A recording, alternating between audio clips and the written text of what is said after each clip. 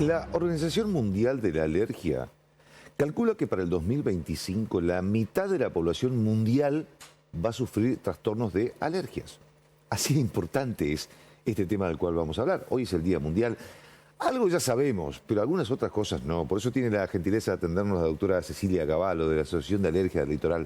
Cecilia, gracias por atendernos. Empezamos por el ABC y después tengo algunas otras preguntas. ¿Qué es y por qué se producen? Primer punto. Bueno, muchas gracias. Gracias por este espacio. Bueno, la verdad que las enfermedades alérgicas, la alergia es una pérdida de tolerancia. Es algo que nuestro sistema inmunológico cree que es algo extraño o que lo va a atacar y genera un mecanismo y una respuesta inflamatoria que, dependiendo del órgano de choque, va a generar los síntomas. Si es la nariz, en el caso del polvillo, los ácaros, los pólenes, creen que es algo extraño y genera un mecanismo que activa los síntomas. Si es a nivel más bajo, a nivel bronquial, genera lo que son los síntomas asociados al asma o a otras patologías inflamatorias del pulmón. Como así también, si es en la piel, puede manifestarse de diferentes formas, digamos, a lo que es una dermatitis atópica o una urticaria, que son las ronchas con abones. Pero bueno, el sistema inmunológico tiene esta complejidad de poder siempre detectar y estar alerta, y cuando esta falta de tolerancia se activa, genera este mecanismo. ¿Se puede empezar a ser alérgico de golpe, digamos, a los 20, 30 años? Hay una cuestión hereditaria que ya sabemos que tiene un peso importante, pero ¿por qué se produce?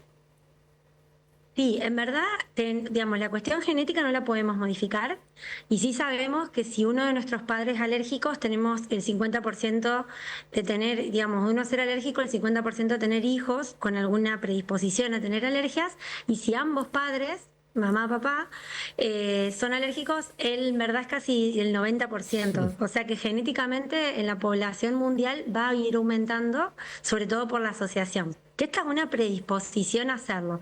Después, no todas las personas son alérgicas a pesar de tener una IgA aumentada, que es como el valor específico, pero lo que estamos viendo actualmente, por el cambio climático, el tipo de alimentos que llevamos y sobre todo la vida, como ha sido desarrollada en el último tiempo, ha aumentado más la prevalencia de alergias.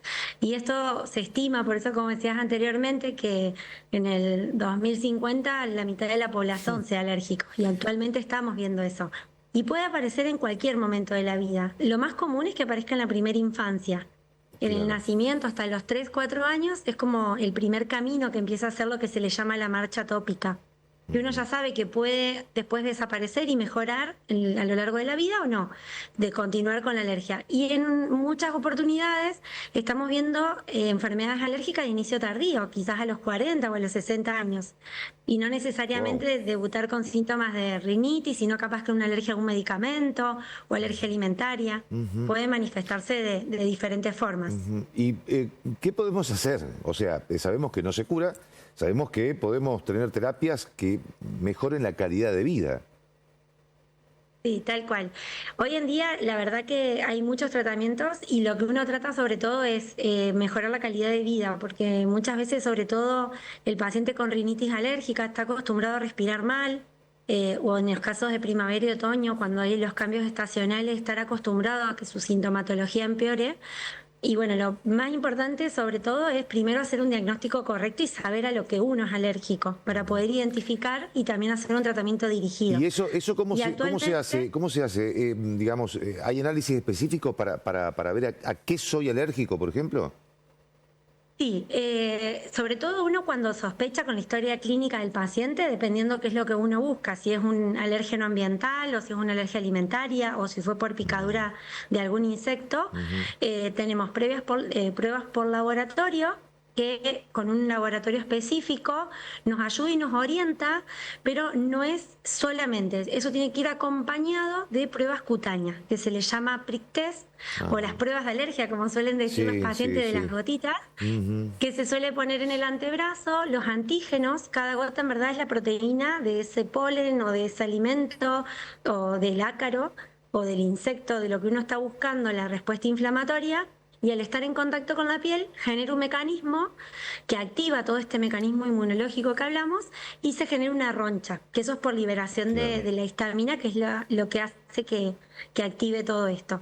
Entonces ahí nosotros podemos identificar específicamente a qué está sensibilizado ese paciente y si los síntomas se correlacionan con lo que da alergia, ¿no?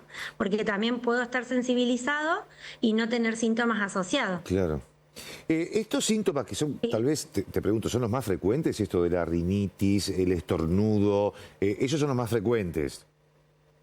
Sí, generalmente la rinitis es una de las causas más comunes de alergia en la población, la rinitis alérgica, sobre todo en nuestro medio. Y los alérgicos, ¿qué hacemos en invierno? ¿Sufrimos más que el resto del mundo o no?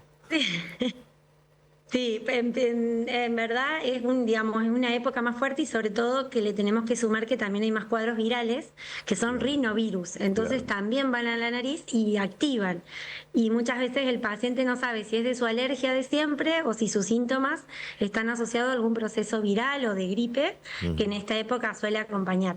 Lo importante es siempre tener un tratamiento indicado por su médico, sobre todo en estos momentos en etapas, ¿no? Cuando es estacional o en los momentos de temporada alta de alergia, como uno le dice, es tener su medicación y tratamiento oportuno, identificar los síntomas temprano, evitar los cambios de temperatura brusca, porque suele pasar ahora que por ahí uno viene de un lugar de afuera y entra a un lugar muy caliente con la calefacción o en invierno con el aire acondicionado. Claro, y ese cambio de temperatura hace que no registre bien porque los sensores nuestros de la nariz cuando hay rinitis no andan tan bien y genera esa obstrucción.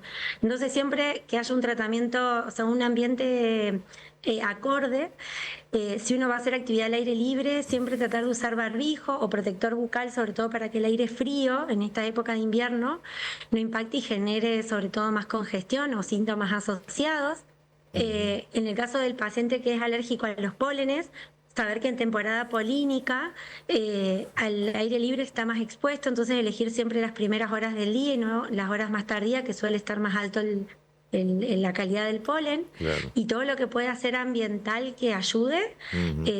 A veces son pequeños consejos, pero ayudan un montón, sobre todo en lo cotidiano, el tema del polvillo, los ácaros. Hablando del consejo, hablando de consejos, ¿vos aconsejarías irnos a todos los alérgicos a vivir a Córdoba? Es para la pregunta, ¿la humedad tiene que ver en esto o no? Porque parecería como que sí. Parecería que sí. Igual, para sorpresa de todos, Córdoba ya está teniendo un microclima con esto del calentamiento global y cambio climático, que ya también hay mucha más incidencia de alergias que antes. Sí. Pero sí, generalmente en los climas húmedos, como es nuestra zona, suele ser una de las causas más frecuentes, quizás no así cuando uno va al norte, que ve que la prevalencia es más a pólenes, o en el sur, que a veces más a ácaros, porque el paciente está más en la casa, tiene más polvo domiciliario, entonces cambia también la sensibilización.